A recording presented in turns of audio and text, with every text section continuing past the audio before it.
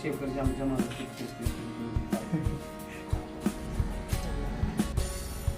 द्यायची ना थोडीशी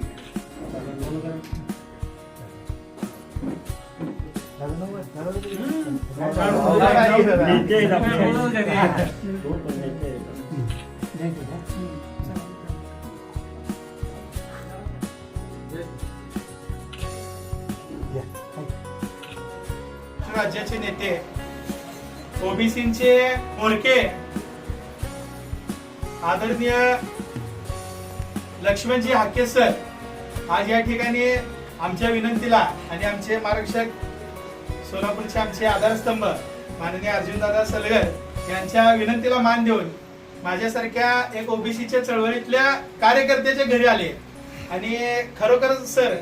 की लोक म्हणत होते बा येतात का नाही परंतु आपल्यासारखा एक महाराष्ट्राचा नेता माझ्या घरी आले आणि मला जे काही बळ मिळालं आणि ओबीसीच्या लढ्यासाठी अनेक दिवसापासून साहेब आपण महाराष्ट्रावर फिरत असता आम्ही देखील या ठिकाणी आपल्या सोलापूर जिल्ह्याच्या वतीनं संबंध ओबीसी समाजाच्या वतीनं आपल्यासोबत खंबीरपणे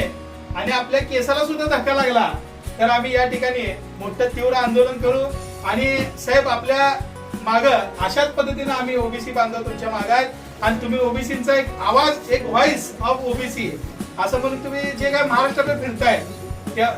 बिरोबाची चरणी मी प्रार्थना करतो की आपल्याला उदंड आयुष्य लाभो आणि ओबीसीच्या खऱ्या अर्थाने एक आवाज जे दबलेला होता त्या आपल्या माध्यमातून एक मोठा महाराष्ट्रभर पोहोचला आणि खरोखरच एक क्रांती घडली